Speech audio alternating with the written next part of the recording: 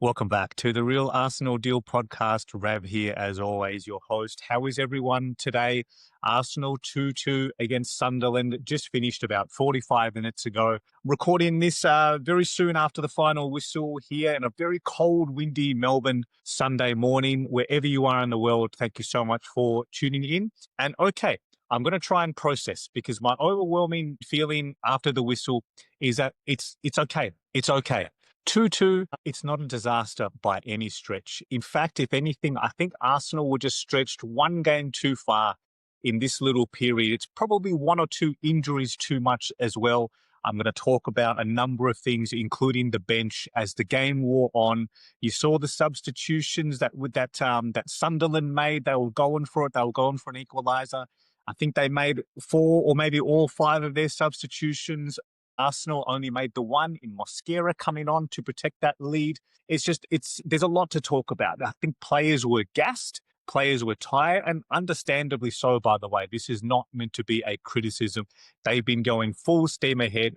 We've just got so many injuries, especially in that forward department. And this was a match that you just had the sense, looking at it from the outside, looking in, that if Arsenal needed something from the bench, if we needed to chase a goal or an equaliser late on, we could have struggled. With all due respect to the options we had on the bench, take nothing away from Waneri, Dowman, Harriman and Nuss, with absolute respect to them. You look at the calibre of players who are missing in no particular order: Odegaard, Madueke, Havertz, Jesus, Martinelli, Gyökeres. That's just an enormous amount to do without big matches like this, which it was. Take nothing away from the energy, the atmosphere away at Sunderland. They're an excellent, excellent team. They're undefeated at home for a reason. They've caused the teams a lot of problems. They dismantled Chelsea just recently as well in the Premier League. So overall, and you may not be ready to hear this. I understand there's a rawness that comes with these post-match recordings, which I know I'm participating in, but I'm trying to bring a bit of balance and composure because it also helps me, by the way. This is a bit of self-therapy too. I've mentioned that before on the channel. That I think it's okay. I think overall, if you were to look back at the stage of the season we're at, with the recent run of form and how good Sunderland are, it's away at their ground. 1 point away, it's not a disaster, not by any stretch. We're going for the Premier League title, as everyone knows. We didn't lose the match where in times gone past, we probably could have or would have. There have been raucous atmospheres away at teams that have just been recently promoted, and everyone's baying for blood. Everyone wants to knock down Arsenal a few pegs. And we've been overawed by occasions. We've been overwhelmed by situations like this. If anything, we should have won this match. I know that's the part that's going to sting too. Maybe that's the overwhelming takeaway for you or everyone else in going ahead, as well as we played in that second half. The opening 25, 30 minutes of that second half, we were just sensational. This was Arsenal at its best. For all the crap we cop about set pieces and not being able to create from open play, we had them on toast. It was on like Donkey Kong. We were so good. And Trossard to put us ahead, my goodness, that goal was worthy of that was a match-winning goal. It was worthy of it, just on its own. So, look, I know I'm a little bit scrambled, sort of jumping back and forth, as can tend to happen, recording so soon post-match. And by the way, just for context, I've been awake since 4:20 a.m. watching this match, and I'm sorry to say, I've apologised already to my son. I woke him up when Trossard scored. It was around 5:45 a.m. Around that point, my celebration, I just couldn't contain myself when he rocketed that ball in. Yeah, my oldest son unfortunately woke up. You know what? He gets it.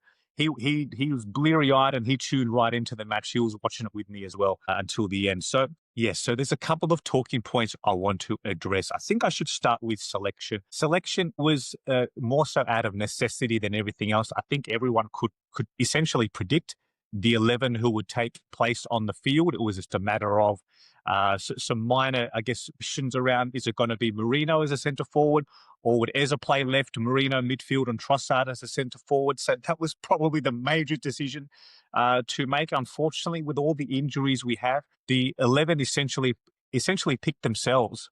It was just a matter of what configuration. And in a match like this, that already put Arsenal on the back foot, because we knew that we were going to ask a hell of a lot of the 11 players. In recent matches, in fact, pretty much throughout this entire season, Arteta has used his bench. We've been regularly making 4 to 5 substitutions. It's been happening almost every match because we've needed to. We've needed to rotate, and we have the options to. With this match, I said it a few days ago as well in my pre-match recording that I just got the sense that you're putting all your chips on that starting 11, and there was very little, aside from defensive options, of course, there's a host of defensive senior players on the bench, that we were just asking so much of that starting 11, and they've played a lot of football lately, and many of them are going to have to. Many of them have been picked for the national teams. I mean, Rice was everywhere again this morning. His midfield battle against Xhaka, who was again outstanding. How good is Granit Xhaka, by the way? Unbelievable. Even late on, he's the one going one-on-one with Bukayo in their box and defending him and winning the ball and then coming out, and then he just sprints forward and he's in the final third again. He's a maestro, like an unbelievable footballer. Some great scenes post-match with him, lots of smiles and hugs, and yeah, he had a special hug with a number of players, Bukayo as well, and even Hincapié, of course. I forgot for a moment that they have a long relationship from winning everything at Leverkusen. But anyway, Xhaka and Rice was a hell of a battle. Rice was outstanding as well. A few moments as well. Look, if we're going to be, I don't want to be overly critical, but a few moments like, could he have done better on their opening goal against Ballard? He's going to look at that and think yes. And as I quite often try to say on these recordings, that multiple things can be true at the one time. It doesn't mean he's had a shocking game, and it doesn't mean we need to hang him out to dry or whatever, but we concede so little, and something has to go particularly wrong for us to concede. And when I look at the 2 goals that Arsenal have conceded this morning, both of them are entirely preventable. Maybe every team, every single goal that anyone's ever conceded, everyone can look at and analyze the tapes and say, we should have done better there, and that shouldn't have happened. I totally get that. From an Arsenal lens, because of how well we are and have been defensively, and we continue to be, despite conceding 2 this morning, make no mistake, we are outstanding defensively. That you still look at these goals and you think we should have done better. I don't think Ballard should have been able to run through into the box as unchecked and unchallenged as he did. It was a great finish, which it needs to be to beat Raya. And Raya himself in that second half, he's the one who kept them out for a few minutes. After we scored, the tide turned. They just dialed up the pressure, and maybe this is where we can start to analyse the match in greater depth from an Arsenal point of view. Before the equaliser itself, is that something changed in the tempo. We were red hot in that opening 25, 30 minutes of the second half. We had so many chances. Trossard was causing havoc on the left. What I really appreciated about Trossard is the little skill work. He shuffles left, shuffles right. He didn't panic. He didn't rush anything or play the first pass. He waited for an opening to appear. He waited for the cavalry to come in. He just picked his spot. He picked up Bukayo a few minutes before Saka actually scored, and Saka failed to hit the target from there, which he'd be disappointed by on his left foot. He went out for a goal kick. Just a few minutes later, it was the press that got them. It was outstanding press from Arsenal. Rice was all over their midfield. He won the ball cleanly. Thankfully, didn't concede a foul. Quick interchange, quick passing. Ezard got it to Marino. Marino waited for Saka, played him in, and right foot, bang, picked his spot beautifully. It was pretty much the only way he could have scored from that position. And Saka on his right foot, and bang, 1-1. And you saw the celebrations. Straight away, we just knew Trossard went for the ball. Like, we smelt blood. This is what I love. We smelt it. We knew that the game was there for the taking. And when Trossard actually scored, there was about 18, 19 minutes, I think, of sustained pressure before we went ahead. It was an outstanding goal. Again, Trossard dancing left, dancing right, waited for the opening. He cut back into his right foot and rocketed into the top corner. An outstanding goal. Like, he's so good, Trossard, at finishing. So good. He is a player who it's still strange because we still look at sometimes, we look at our squad and we think, is there an opportunity to recoup some money from the likes of him or Martinelli and really upgrade that left position? But you know what? So far, if you look at it purely from an output point of view, what Trossard and Martinelli are producing, if someone pulled up the statistics of their goals, the goals and assists per 90 minutes, it's going to be right up there. It's going to be right up there, perhaps even ahead of some of the names, the big money names that were linked or touted to come in and sign for Arsenal in that left position. I'm thinking the likes of Rodrigo and whatnot that were touted earlier in the summer. So if you look at it purely from an output point of view, they're doing outstandingly well. And Trossard as well, what is another thing that he needs credit for is that he's durable. He is available. Sometimes your best ability is availability. Trossard is consistently fit. Geez, I'm touching wood here. I don't want to jinx an injury to him because that's the last thing we need now, given the amount of other injuries we've had in the forward department. But Trossard's always available. He's there, and he comes on off the bench. He contributes. He starts matches. He contributes. He was excellent here again, and he put us ahead. Amazing celebrations. I was losing my rag in bed, watching on my iPad, and I just had that sense that we were going to see this through. Unfortunately, for a host of reasons, I can understand fatigue as well coming into a third away game in a row. This week, it's been a pretty heavy, unrelenting schedule. Perhaps we felt that was enough and that we could just now sit back and defend, because all of a sudden the entire momentum shifted in terms of in terms of the positioning of the players on the pitch, how much the ball was in our final third. We essentially conceded possession for quite some time, and we won it back a few times. We were a bit sloppy in getting it out. We gave it straight back to them, and the crowd, you can just sense they got a lift for it. They could sense what was happening. Sunderland could sense what was happening. They made the substitutions, attacking-minded substitutions came on. So just bit by bit, I was looking at that clock and I was getting a bit more nervous, and I was thinking, oh, geez, can we get to 85 minutes? Can we get to 88 minutes, 90? Can we see it through? 7 minutes of stoppage time, unfortunately, was just a little bit too much for us to handle. And look, you can really, in the post-match analysis, you can really analyze now, and this is the nature of football, right? It's such a results-based business. You can really now analyze the Mosquera sub. Had he come on and made a number of clearances, say like Rob Holding used to do 3 or 4 seasons ago in similar situations, then you can say, yeah, it was a masterstroke. That's why we've got 5 at the back now, and we defended for our lives and we saw it through. But in the context now that conceding, I'm not sure that was the right decision. Or maybe on its own, it wasn't the right decision. I felt perhaps, could we have brought on Lewis Skelly or Hincapié at left back? Could Norgard have come on, maybe for Eze or Trossard? Could we just short up that second ball, that second duel winning clear, just to get the ball out of there and progress it forward? It is what it is now, right? Isn't it? Like this, it's just one of those things it's what can you do? What can we do now except for just ponder?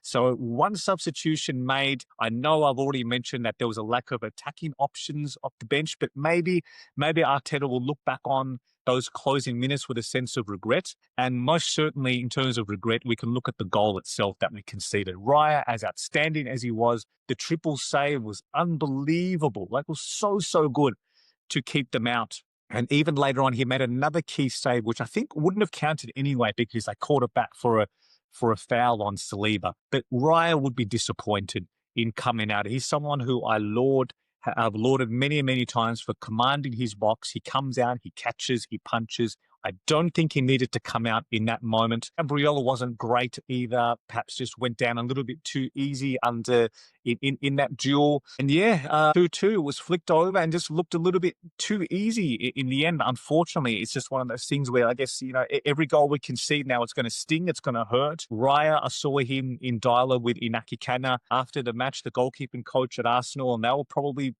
analyze that too, thinking like, geez, I shouldn't have come out. I shouldn't have done that. And there's just a lot to take away from it. And look, from an Arsenal point of view, I guess it means we have to sort of dwell on this for about a fortnight before the international break finishes and players come back for a huge week against North London Derby next up at home. If the players had it their way, I think they'd want to play that in a few days' time. They're ready to atone already. It's just one of those things that the international break comes and is sometimes, a result like this just sort of leaves a little bit of a taste in the mouth. It's not as bad as it was in the first break, of course. We lost to Liverpool, and all the narrative that we all had to be subjected to was Arsenal handbrake this and playing 3 DMs in Marino. And that's just, it's not that bad at all. Like how much things have changed from there. So on that note, even for context, we're still 5 points ahead at the time of recording, knowing that City and Liverpool have the chance to close that gap when they play overnight tomorrow night or tomorrow morning Melbourne time.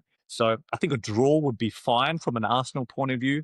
even if City win, I think the lead will be 4 points, or is it 5? Or maybe I've got that the wrong way around. But it's certainly nothing catastrophic. We don't have to we don't have to read too much beyond that, other than that Arsenal just are in a hell of a good position. Just continue to get the job done, and maybe overall 1 point away at Sunderland, given the circumstances, given the context, maybe it's not so bad. So look, just a couple of other quick points I wanted to address here. I was just jotting some things down. Look, it goes without saying we need some players back. We desperately need some reinforcements. The players look gassed, especially the forward players. We had little alternative but to leave them out there for the 90 minutes. Hopefully, if reports or suggestions are to be believed, hopefully in that North London derby, that week beginning with the North London derby and then Bayern midweek and Chelsea away, hopefully we'll have Gyökeres, Odegaard, Havertz, Martinelli, Madueke. Like, wouldn't that just be incredible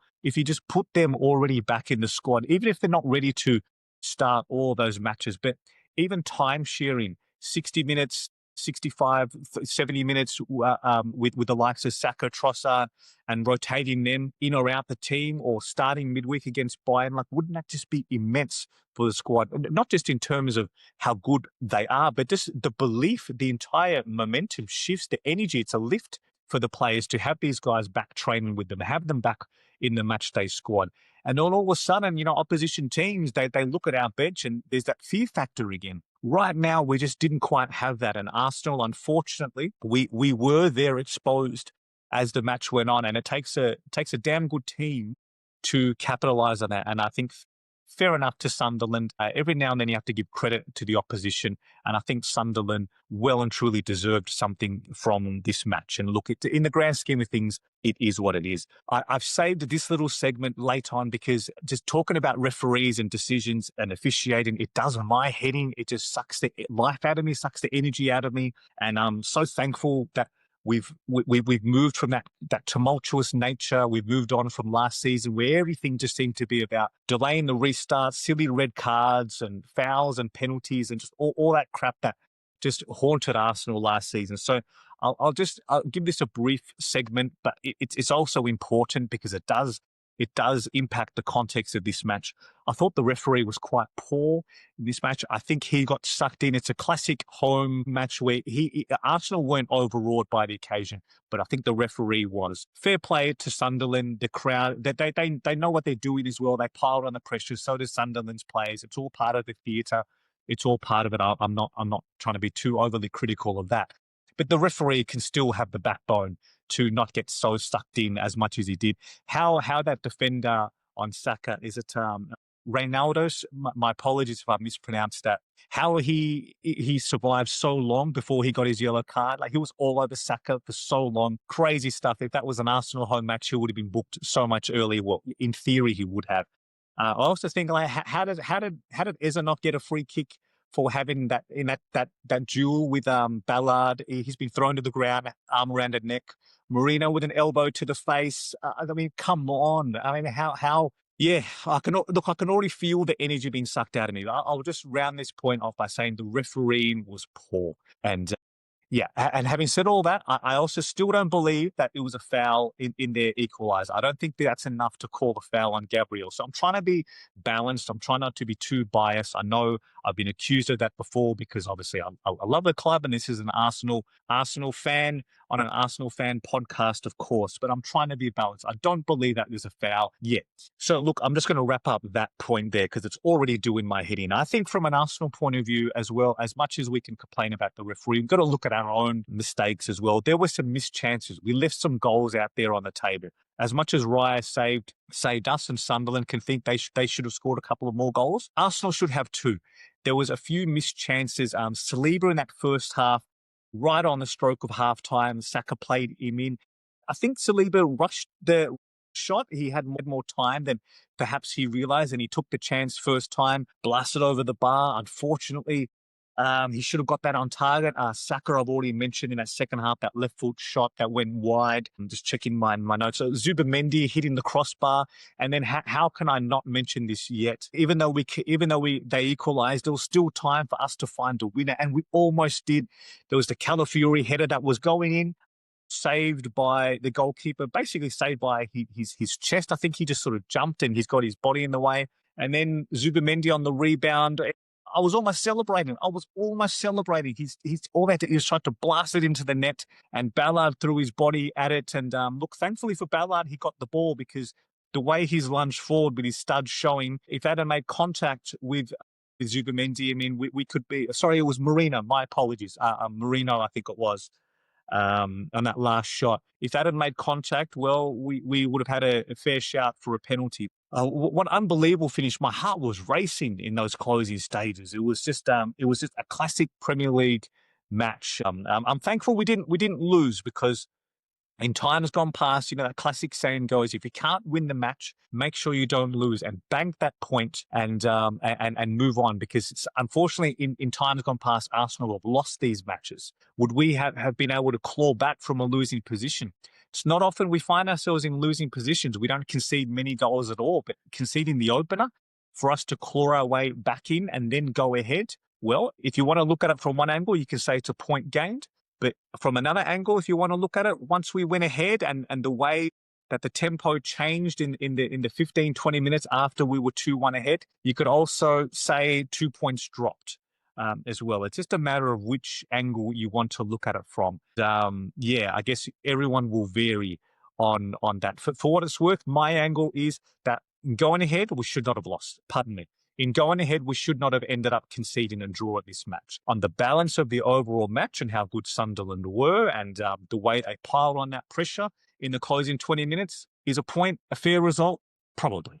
It probably was. But okay, so let's just see before I wrap this one up. I've already mentioned the 3 away games. I've mentioned the referee, bench options, the tiring players. Trossard was brilliant, yes. I've already mentioned Xhaka and Rice. Yep, look, I guess I'll just round this off just to say it's been an excellent period. Take nothing away from this result. Shouldn't mar or distort too much. It's not throw toys out of the cot or pack it all in. It's not disastrous at all. If you told us entering between the last international break to now that we would have essentially won 9, 10, 11, heading into 11 matches in a row, that we've won 10 of them, 8 of them being clean sheets, and we've essentially won every Premier League match but one draw here. We've essentially maximised points in all of our Premier League matches and Champions League matches up until now, and end up with a draw here away at Sunderland. Who would have taken that if offered? I would have, and I would bet that 99.9% of Arsenal fans would have taken that if offered to us entering into this period. So I think it still places us in an outstanding position. There's still so much football to play, so much to look forward to. That week, that when we recommence after the international break, is enormous. And if all things being equal, if we get those players back, and of course, if we can keep a clean bill of health during this international break, with the players going away, touch wood, we're all going to be, we're all going to be watching that closely about who plays and how much, and hopefully they come back unscathed as we all hope. We're in an excellent position, outstanding position. Take nothing away from how good this club is, how good Arsenal are, and how well we're performing. This is another building block, another brick in the Premier League trophy that we are trying to build. So take nothing away from that. It does sting. Yeah, I'm as much as I'm trying to talk up the positives, and there are many, by the way, that. Yeah, if you were to ask me, Rav, does it still, everything that you're saying, as true as it is, as valid as it is, does it sting to concede the 94th minute and concede 2 goals here? Yeah, it does. It does. In the grand scheme of things, if we lift the Premier League trophy at the end of the season, and you look back on, you look at the results on paper, and you think 2-2 away at Sunderland, who were excellent, is it a good point? I'm gonna say yes. I'm throwing it out there right now. This is a good point.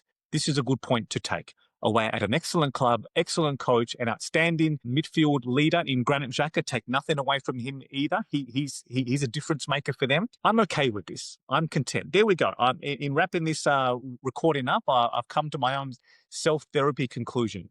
I'm okay with this. As long as now that we learn from those mistakes, which I'm sure we will, get some players back, rest, recuperate over these next few weeks for the players who remain in London, and it's on like Donkey Kong in that week ahead. I mean, look out Spurs. I mean, we're gonna come out for that one, and then we owe Bayern as well midweek in the Champions League. We want to prove something there against another outstanding team, another European giant, and then I'd love to smack Chelsea around the following weekend too. So it's okay. It's okay. I'm going to bring this one there I'm going to bring this to a close there. Thank you so much as always for listening. Please let me know how you're feeling wherever you are in the world. Please like and subscribe on YouTube. Send me a comment. Send me your feedback. Do you agree? Do you disagree?